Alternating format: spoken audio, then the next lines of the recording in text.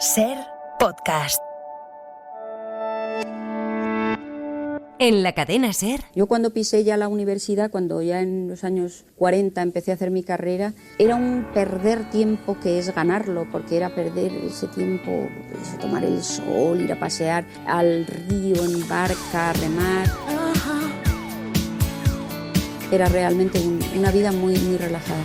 La hora extra. Yo no recuerdo haber estado nunca aburrida con mis amigos.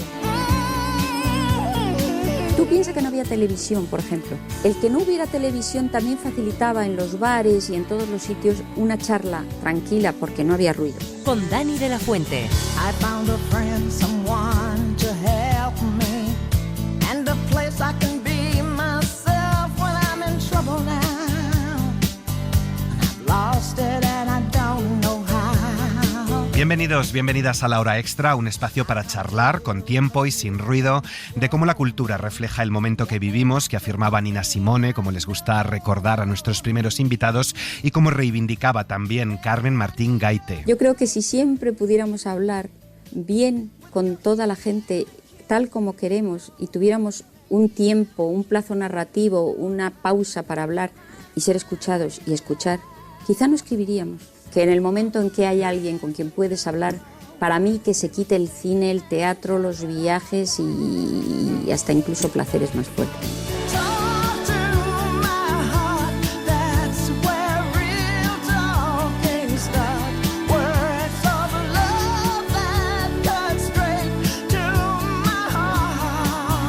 A 2 días de celebrar el Día Mundial de la Radio, abrimos una conversación a corazón abierto entre los vivos y los muertos sobre la vida y la muerte. Empezamos.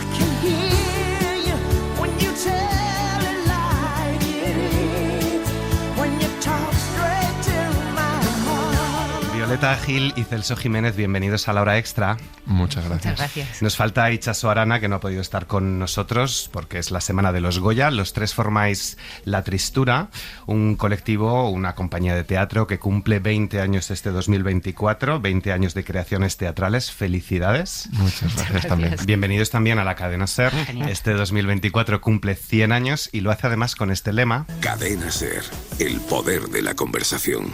El poder de la conversación, que es precisamente lo que venís a reivindicar con vuestra nueva pieza. Así hablábamos, que estrenáis esta semana con el Centro Dramático Nacional en el Teatro Valle Inclán. Una conversación con el fantasma de Carmen Martín Gaite. Enseguida entramos. Carmen Martín Gaite, una de las grandes autoras del siglo XX, que cumpliría 100 años en 2025, la primera mujer Premio Nacional de Literatura, entre otros muchos galardones, también Premio Príncipe de Asturias de las Letras.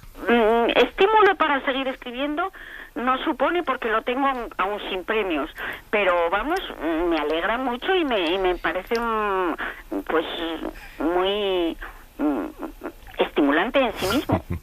Es muy estimulante, vosotros tampoco necesitáis premios para sentiros estimulados y seguir creando, pero por primera vez en 20 años lo dejabais caer. Es un encargo, es un texto creado a partir del universo y de los textos de Carmen Martín Gaite. ¿Cómo llega a vosotros este proyecto? ¿De dónde surge esta idea? ¿Por qué creéis que han pensado en La Tristura para conversar con el fantasma de Martín Gaite?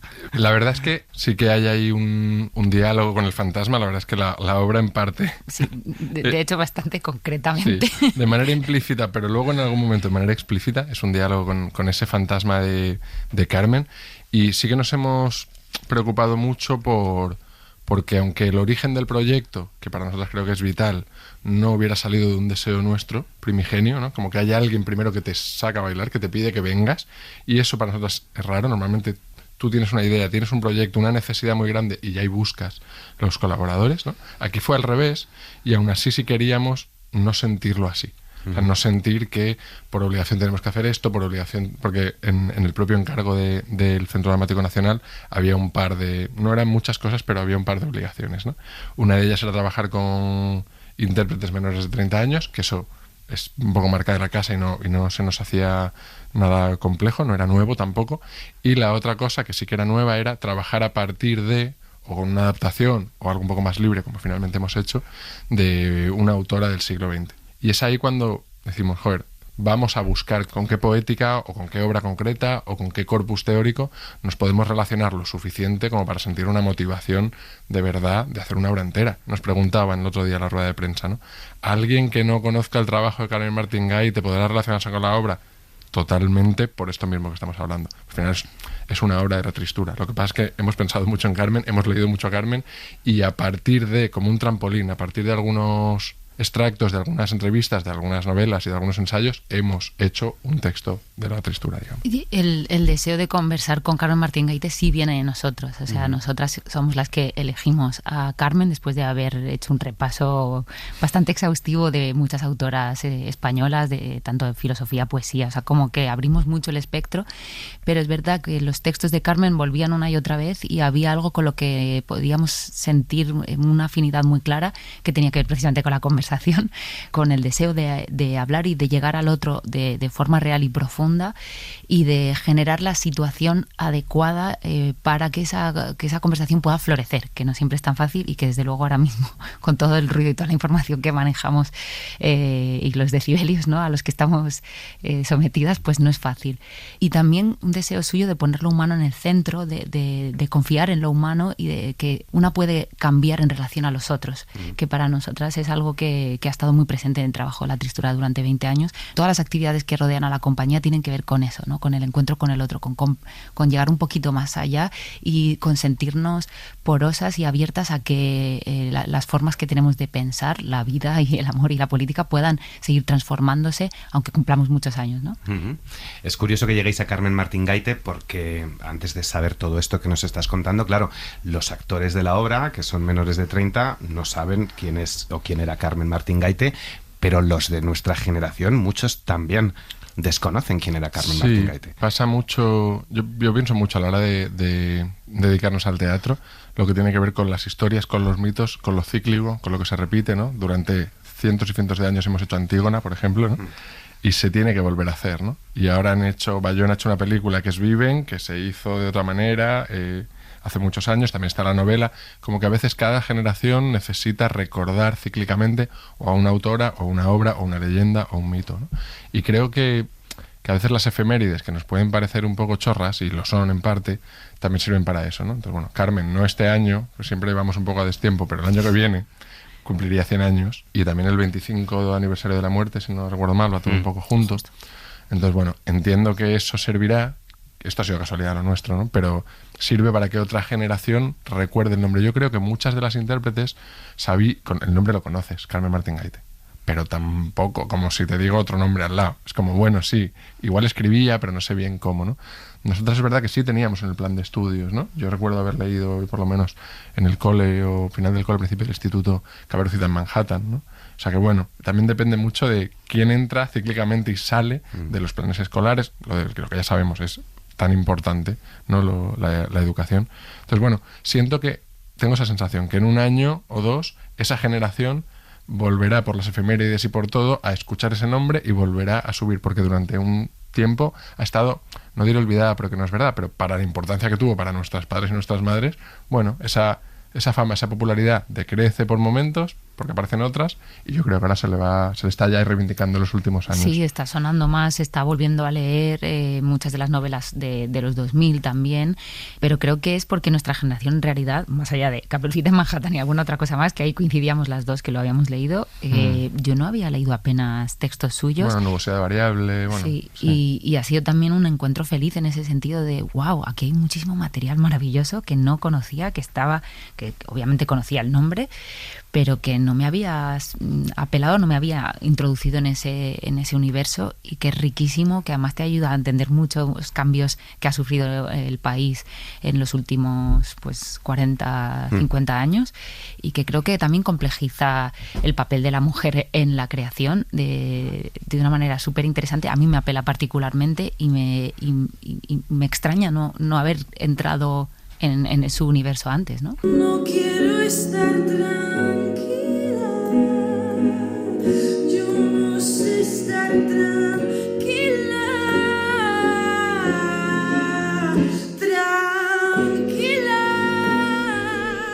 Es una obra muy coral y muy musical que nos cuenta, voy a leer, la historia de un grupo de jóvenes que se vuelve a encontrar después de un tiempo sin trabajar juntos, como vosotros. Van a retomar un disco que dejaron sin terminar, pero ya no están todos los que eran y ahí surgen algunas preguntas. ¿Qué sucede cuando alguien muere antes de tiempo? ¿Cómo continúa la vida y la noche? ¿Cómo continúa la conversación? ¿Qué sentido tiene todo esto ya? ¿Cómo asumir que la vida cambia en un instante? Entiendo, lo mencionabais antes, por Llego con 3 heridas y las niñas zombie, que son preguntas que vosotros también os habéis hecho recientemente y recurrentemente sobre la muerte y el duelo. Sí, y las chicas están bien, de Chaso, ¿no? Sí. Porque que también hay ahí una cosa fuerte con el duelo, ¿no? Sí, la obra es muy musical, escuchábamos ahora a Ede cantando, ¿no? Es una canción suya que compuso antes de la obra, porque el resto de música es original para la obra.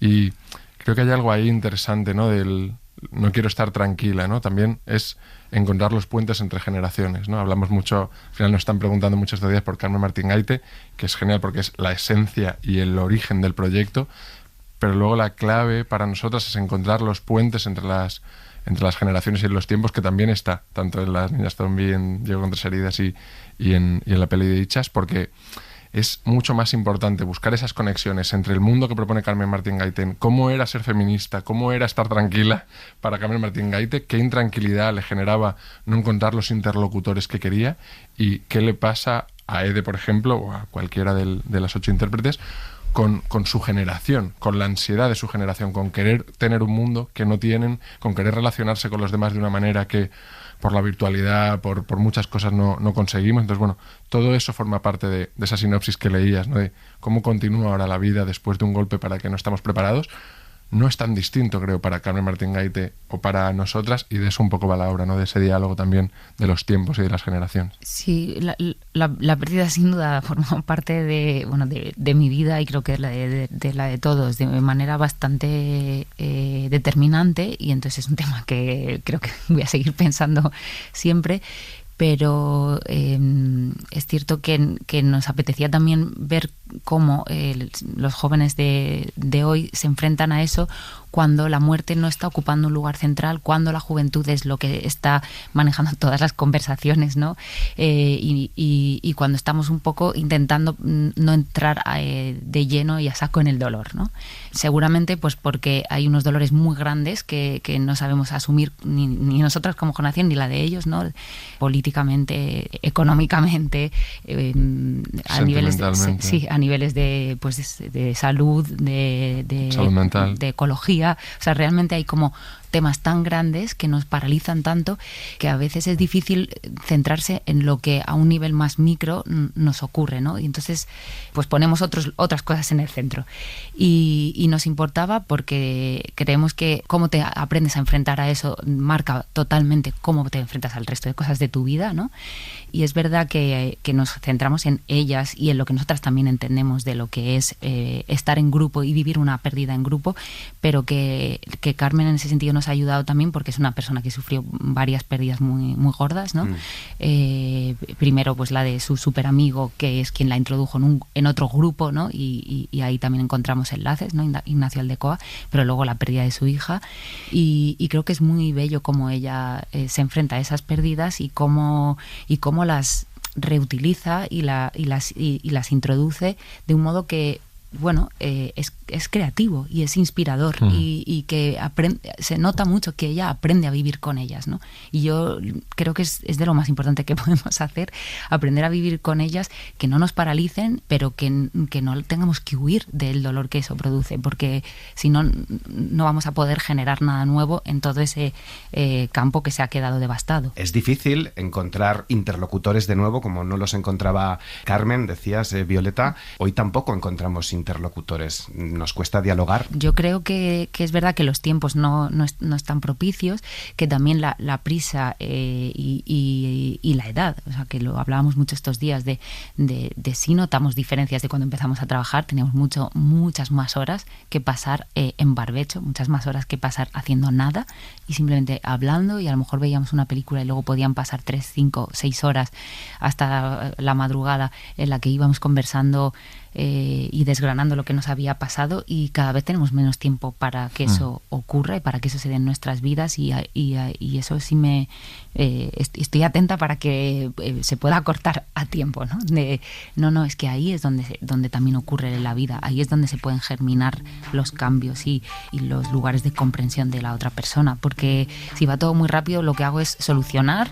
Si no me entiendo con esta persona, pues entonces ya paso a la siguiente, y si esta idea no me convence de primeras o no la entiendo, la rechazo de frente, porque no voy a tener tiempo ni de convencer al otro, ni de llegar a un lugar común, ni de tampoco hacer un proceso para entender que a lo mejor a mí eso también me puede apelar de otras maneras, ¿no?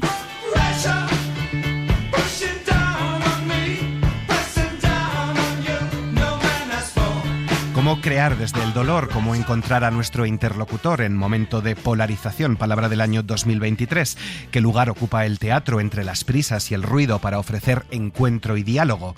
Jóvenes, memoria, olvido, de todo ello hemos hablado con Violeta Gil y Celso Jiménez, de La Tristura. Tenéis toda la conversación en nuestra página web y en Ser Podcast. La hora extra. Del duelo y de la muerte ha conversado también Raquel García con nuestro siguiente invitado. Hablamos poco de la muerte. ¿Por qué no estamos preparados para hacerla frente? Es una pregunta muy complicada. Bueno, es un agujero negro. Es difícil vivir hablando mucho de la muerte. O sea, es como algo que está siempre ahí, es como un ruido. Y bueno, tratamos de evitarlo, supongo que para seguir adelante. Supongo que hablamos poco de la muerte porque no sabemos muy bien cuándo va a llegar.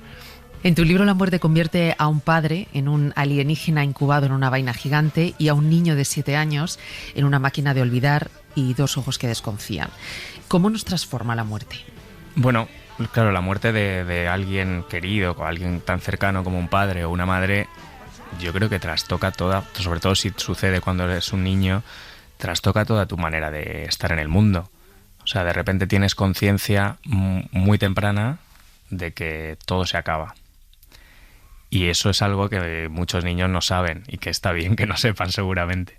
Entonces, a partir de ahí hay seguramente una falta de fe en muchas cosas, que luego se puede suplir con fe en otras, como la literatura, como el cine, ¿no? Estamos conversando con el escritor y guionista Daniel Remón. Bienvenido a La Hora Extra, Daniel. Muchas gracias. ¿He dicho bien? Primero escritor y luego guionista. La verdad es que ahora mismo me da lo mismo. Puedes decirlo en el orden que quieras. Soy las dos cosas y, bueno, disfruto de las dos. Después de literatura, el título de tu debut literario, publicas ciencia ficción, en el que vuelves a hablar de la muerte, como estábamos mencionando. En el primer libro hablabas de la muerte de tus padres. Ahora te centras solo en la muerte de tu madre. ¿Por qué es importante contar las cosas, lo que a uno le sucede? Bueno, es un intento de entender algunas cosas que seguramente fracase, pero por lo menos es un intento de ponerle nombre a cosas que no entendemos y a cosas que nos definen. Y bueno, uno se puede escapar de eso un tiempo, pero llega un momento donde de alguna manera tienes que hablar de eso. No sé si cuando te sentaste a escribir ciencia ficción sabías por dónde te iba a llevar, qué idea preconcebida tenías de la novela. No, la verdad que no tenía ni idea. Para mí la literatura es un espacio como de libertad absoluto. Entonces, y sobre todo en un libro tan fragmentario como este, yo iba escribiendo sin saber muy bien a dónde iba a ir. Y me salían, bueno, como pequeños retales, pedazos del pasado. Y no tenía ni la menor idea tampoco de que iba a acabar hablando de la muerte de una madre. Eso era algo que no era algo central en el libro en principio. Tardó mucho en aparecer. Y bueno, salió un poco de forma orgánica a medida de ir trabajando. Empezaba a imponerse ahí ese tema y, como te he dicho antes, al final se me impuso. Yo no me pude escapar de eso.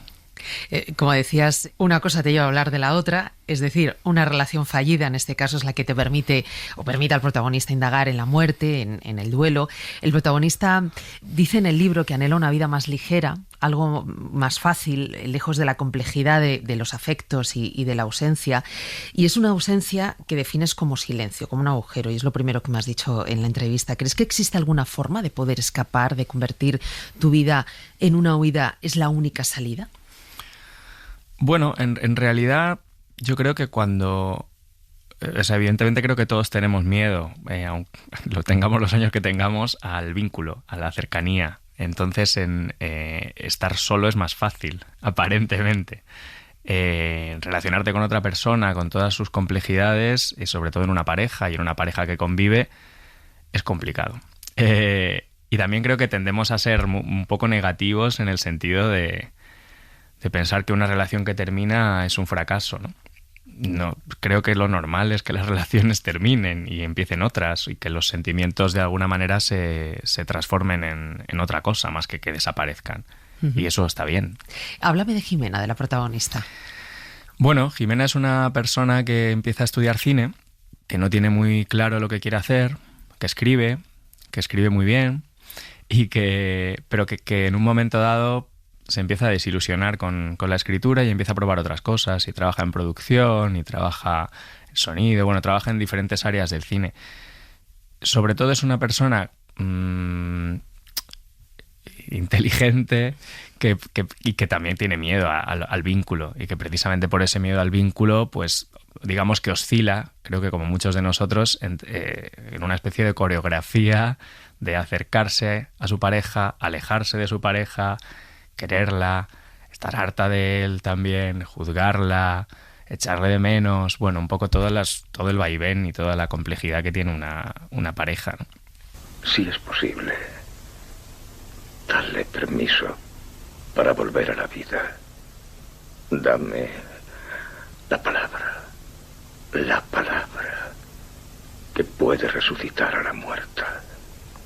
Inger, en nombre de Jesús, te lo ordeno.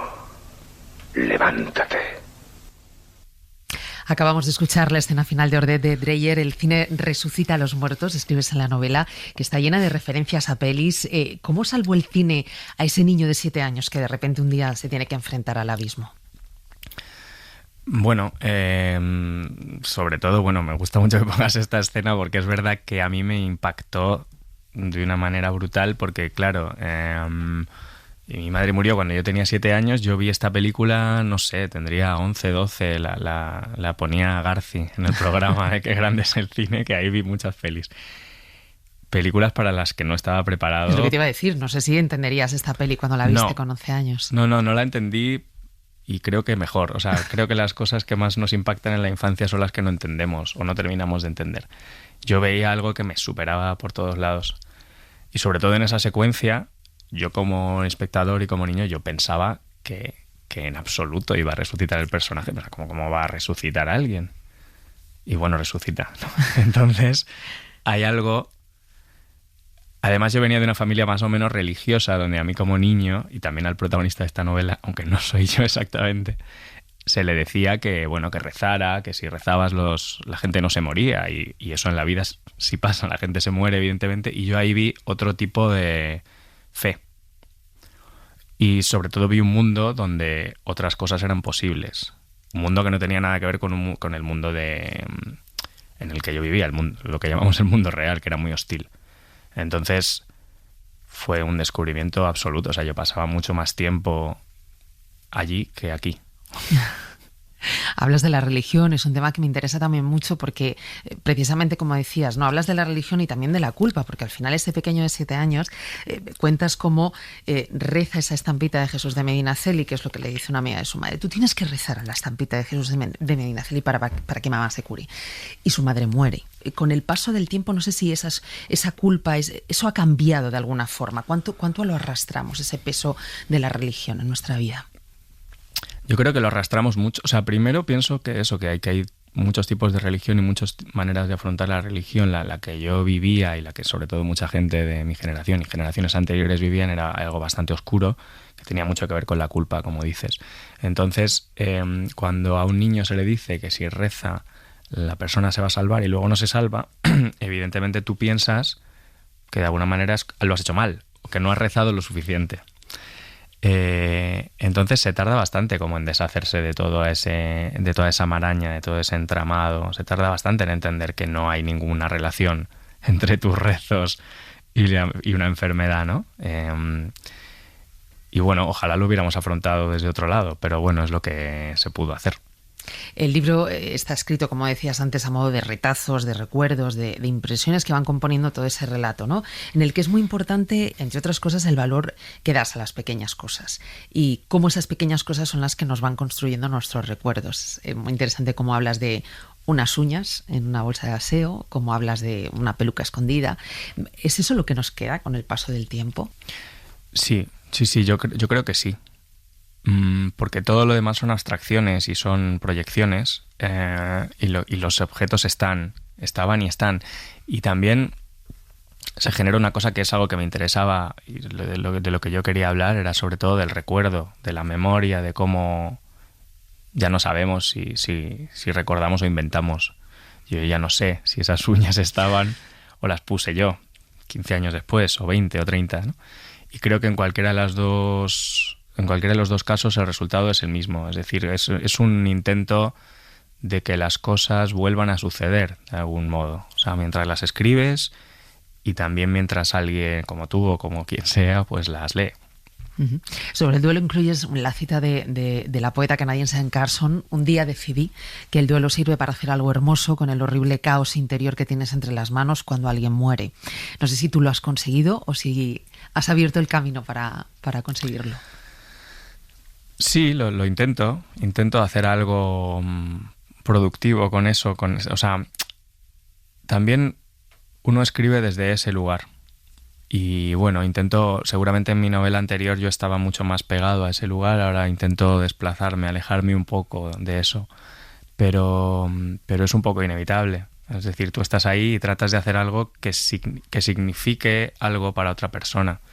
Que sea hermoso de mirar, o que por lo menos resuene en alguien al que no conoces. Tenéis toda la entrevista a Daniel Remón en nuestra página web y en Ser Podcast. El Teatro Quique San Francisco de Madrid acaba de estrenar ¿Qué fue de Bette y Joan?, la historia de Bette Davis y Joan Crawford, protagonistas de la película ¿Qué fue de Baby Jane?, y de una historia real, la de dos grandes estrellas de Hollywood en la decadencia de sus carreras, que se unen para este rodaje, desatándose entre ellas celos, rivalidades, una enemistad de cine entre dos mujeres que a su edad intentan hacerse un hueco en una industria muy masculina y machista. Susan Sarandon y Jessica Lange las encarnaron en Feud, la serie de HBO que acaba de estrenar una segunda temporada sobre Truman Capote y su relación con las mujeres. Y en el teatro, Bette y Joan son Yolanda Arestegui y Goizalde Núñez. Con ellas ha hablado Estela Bango. En 1962, por fin se podía ver juntas en la gran pantalla a Joan Crawford y Bette Davis, en la película ¿Qué fue de Baby Jane?. El enfrentamiento de dos hermanas, viejas glorias del mundo del espectáculo, a las que la industria había olvidado. El parecido con la realidad no es pura casualidad, y las actrices trasladaron a la ficción su ya más que conocida rivalidad. Yo también hice una película ese año. Así, pero ni siquiera llegó a estrenarse en los Estados Unidos. No querían exhibir mis películas, estaban demasiado ocupados con el lanzamiento de las tuyas. No solo la película ha pasado a la historia por su gran calidad cinematográfica, también el rodaje ha alimentado libros, talent shows. What happened to Baby JJ? Y por supuesto una miniserie de televisión creada por Ryan Murphy, Foyt. En esa ocasión, las encargadas de dar vida a Joan y a Bette fueron nada más y nada menos que Jessica Lange y Susan Sarandon. Cada vez que eructas Pepsi te sueltan $10,000. No te atrevas a mencionar a la Pepsi. A diferencia de ti, es buena y pura. Oh, pura, desde luego, pura vodka. Pero hubo quien ya tenía en marcha llevar a las tablas esta historia. Y tengo que decir que cuando empezamos nosotras con el proyecto hace 8 años... Susan Sarandon y Jessica nos copiaron. Sí, todavía no se había hecho la serie, pero nos dio como un subidón pensar que esas dos pedazos de actrices iban a hacer este proyecto una también. Obra que fue de Bette y Joan, que podemos ver hasta el 18 de febrero en el Teatro Quique San Francisco. Beth, voy a tener que poner una hucha para que metas una monedita por cada palabrota que digas. Ponla. Yolanda Arestegui es Bette Davis. Y en cuanto entres por el plató te voy a dar $5 de golpe, para que te los metas por el puto culo. Originales. Goizalde Núñez es Joan Crawford. Pero de señora, poco. De la misma manera que Joan rescató la novela ¿Qué fue de Baby Jane?, para llevarla a la gran pantalla, por fin he encontrado el proyecto perfecto para las dos. Yo siempre he soñado con trabajar contigo. ¿Qué fue de Baby Jane? ¿Y qué narices fue de ella, de Baby Jane? Fue Yolanda quien encontró el modo de llevar esta historia al teatro. Soy una friki absoluta de ¿Qué fue de Baby Jane? Y mi primera intención era en mi absurdez, llevar la película al teatro, pero era demasiado. Y mirando, descubrí que había una función de teatro sobre un día en los camerinos de estas dos mientras rodaban la película. En esta nueva adaptación teatral se pone de manifiesto la injusta idiosincrasia de la industria. Llevarme un tercer Oscar por Baby Jane demostraría a todos esos hijos de puta que aún no estoy para criar malvas. Hace poco estuve en la metro, me sentí como si fuera la madre de todos. Ya no quedan estrellas. Solo filas y filas de rubias tontas. Cortadas por el mismo patrón. Volvemos a ver paralelismos entre la historia que cuentan sobre el escenario y las que ellas, como actrices de más de 50, viven en primera persona. Te desplazan y yo en mi caso lo asumí perfectamente y me desplacé yo también. Porque hubo algún tiempo que yo pensaba que había sido actriz, pero en otra vida. También los abusos a los que fueron y siguen siendo sometidas las actrices. Las exprimieron a nivel laboral. Total. Y a nivel humano también. Y esto es muy actual, que vamos a decir, si está encima de la mesa toda esta cosa de abusos y para conseguir personajes, y pues de pronto vas y te encuentras en situaciones y acorralada en unos rincones que estas dos mujeres lo sufrieron. Pues bueno, pues si ahora cuesta que salgan, pues imagínate antes, ¿no? La dictadura de la estética que sufría la Crawford y de la que conseguía escapar la Davis. Tenemos una presión también a nivel de imagen, las mujeres a cierta edad, que ni siquiera se desmaquillaba bien por las noches para que cada día estuviera la cara más ajada para llegar a esa escena final. O sea, es que le daba igual salir espantosa en la pantalla. O la desigualdad salarial entre hombres y mujeres. Bette Davis fue la primera actriz que demandó y que fue como abanderada para que fueran iguales los sueldos de hombres y mujeres. Todas ellas reclamaciones históricas dentro y fuera del sector que aún siguen sin cumplirse. Hay que ponerse muy punky hacia una esquina para poder avanzar, aunque sea 2 milímetros hacia el otro lado, ¿no? Creo que hay mucho camino por hacer. 62 años han pasado desde la primera y única vez que se vio a esas dos grandes divas en la pantalla. 62 años de los rifirrafes detrás de cámaras. Pese a todo, Bette Davis y Joan Crawford fueron mujeres empoderadas para su tiempo, que juntas consiguieron resurgir de las cenizas de una industria que las daba por muertas. Y yo creo que entre las dos había una mutua admiración después de los tiempos y después de pasar todo este incendio de la edad y del maltrato por parte de la industria. ¿Quieres decir que todos estos años podíamos haber sido amigas? Una historia inmortal, una matriosca interpretativa compuesta por nombres propios de mujer: Jane, Blanche, Beth, Joan, Susan, Jessica, y a la que ahora se suman Yolanda y Goizalde. I've written a letter to Daddy saying I love you. Tienen toda la charla con estas dos actrices en Ser Podcast. Terminamos con una conversación entre Madrid y Cataluña. El universo de Josep María Miró, varias veces Premio Max y Premio Nacional de Literatura Dramática 2022, acaba de llegar a la capital. El Teatro de la Abadía ofrece la primera versión en castellano de El cuerpo más bonito que se habrá encontrado nunca en este lugar, una producción del Temporada Alta y del Teatre Romea de Barcelona, dirigida por Xavier Albertí y con Pere Arquiller interpretando a 7 personajes. Está pensado para un actor o para una actriz, porque es la primera acotación, que el género no importa, ni la edad, porque es un cuerpo que pasa por diferentes cuerpos. Es un monólogo que lleva diferentes monólogos en su interior. Es un monólogo que habla del cuerpo agredido, del cuerpo mutilado, del cuerpo diferente, del cuerpo que desearíamos poseer. Y también cuenta una cosa importantísima, que es que un cuerpo en teatro nunca es materia, un cuerpo en teatro es una convención y es un viaje también a contar qué es esto de la expiación. Aparece el cuerpo de un joven de 17 años y a partir de aquí se produce un acto de expiación del pecado y por tanto los habitantes de esta pequeña comunidad se empiezan a preguntar qué ha pasado porque en este lugar tan bonito hayan asesinado al chico más bello de la comarca, porque destruimos la belleza. De hecho, habla de la belleza, que yo creo que también es un tema que ha circulado en muchas de mis obras. Y en unos días Miró traerá a la Abadía Reyes del Mundo, la adaptación de la novela de Sebastián Zamora. José Martret me propone Reis del Món, un texto complejo porque abarca un periodo temporal importante.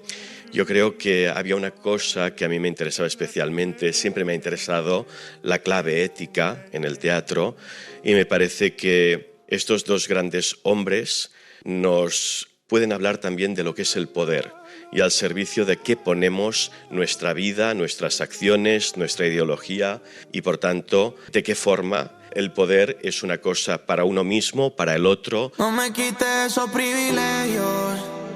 No te doy desde hace rato. Dime si te llego, tú conoces mi intención. Nos vamos con Sobredosis de Amor, el último disco de Cupido con el que nos invitan a celebrar San Valentín. Con el grupo ha hablado Carlos Cano. Si celebras San Valentín puedes tirar de clásico y comprar flores, comprar bombones o reservar mesa en un restaurante. Pero un concierto de Cupido en el Wizzing justo ese día es un planazo difícil de superar, porque es el día de celebrar las relaciones, tanto si son de Tinder como si son convencionales. Pues la cosa surgió con un concierto que yo quería hacer de Pin Flaco con banda, me lo presentaron y me di cuenta de que me molaba la movida y a ellos también les hacía ilusión hacer algo conmigo y empezamos a hacer música juntos y al final dijimos, vamos a ponerle una marca a lo que estamos haciendo juntos y se llamó Cupido. Un supergrupo formado por el catalán Pin Flaco y los canarios Solo Astra, así que al principio, como sucede muchas veces, fue una relación a distancia. Pin Flaco vivía en Barcelona, al principio estaba un poco... venía mucho, ¿no? A grabar y tal, igual. Acabamos todos en Madrid al final vivo yo en Madrid también y para hacerlo todo más fácil. Porque me muero contigo, me muero sin ti, me muero si te vas y si te veo venir, me muero cuando estás y si no estás a mi lado, siento que me estoy muriendo y no me quiero morir. Cupido en San Valentín es algo que tenía que pasar, pero su concierto del próximo miércoles va a ser el más grande que han dado hasta ahora, más allá de festivales como Caramijas. Era miércoles, no porque es miércoles y nadie quiere tocar un miércoles, ¿sabes? Sí, caía miércoles el 14 y no hubo mucho problema, yo creo, ¿no? No, además ellos fueron los que nos insistieron. Nosotros dijimos, a ver, sí, queríamos hacer San Valentín, pero hoy fin de semana a lo mejor y tal. Pero no, tiene que ser San Valentín porque es que es San Valentín y tiene todo el sentido. Sobre todo cuando se acerque la fecha la gente se dará cuenta de que hay un concierto en el Wizzing de Cupido el día de San Valentín, ¿sabes? Ser tan guapa no es tan guay como los feos creen. Y yo no quiero que me miren con envidia cuando me subo en el tren, ni romperle el corazón a las mujeres que me ven. Si sabes a alguien más guapo que yo, dime quién. Pin Flaco, el cantante, ha pasado del trap al pop de guitarras, una evolución parecida a la de C. Tangana, solo que ellos aseguran que no son tan ambiciosos. Hay ejemplos como que me has puesto que creo que son como más estudiados para petar. Yo creo que nosotros vamos mucho más allá de nuestro rollo, nos da igual todo. De hecho, nos meten caña, venga, nosotros hacemos lo que queremos y yo estoy muy conforme con donde estoy. O sea, me quedaría aquí para toda la vida si pudiera. Ni más alto ni más abajo. Me quedaría aquí para siempre. Y es que por mucho que San Valentín sea una excusa más del capitalismo, Cupido bebe de referentes como el expresidente uruguayo Pepe Mujica. Si tú tienes dinero es porque lo has cambiado por tiempo, ¿sabes? Entonces, para mí hay que buscar el equilibrio un poco entre el tiempo, la libertad y la pasta, ¿sabes? Porque ¿de qué te sirve ya? Cuando ya pasas de una cifra, ya no vale de nada ese dinero. Ya 10 billones de euros, ¿para qué los quieres? Para nada.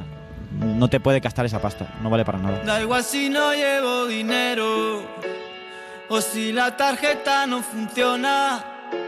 Cuando voy a comprar al Mercadona. En lo musical, Cupido puede recordar a bandas del pop psicodélico como Tame Impala o Mac DeMarco, pero algunas letras podrían ser de Los Piratas. Sí, los de Iván Ferreiro. Sí, el otro día estuvimos con él y tal. A mí me encantan Los Piratas, concretamente. O sea, me parece de las mejores bandas que hay en España. A mí me gusta mucho. Y supongo que es un halago, por lo menos para mí es un halago. Eran como los Blur españoles para mí, ¿no? Un poco.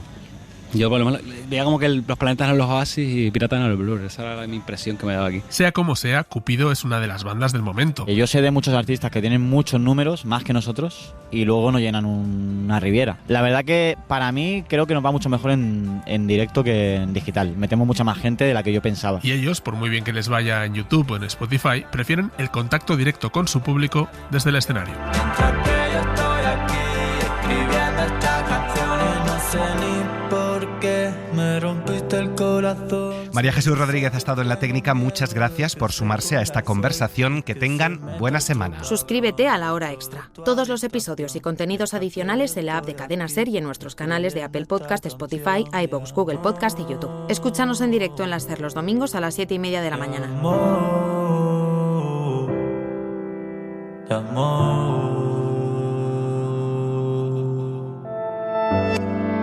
Cadena Ser.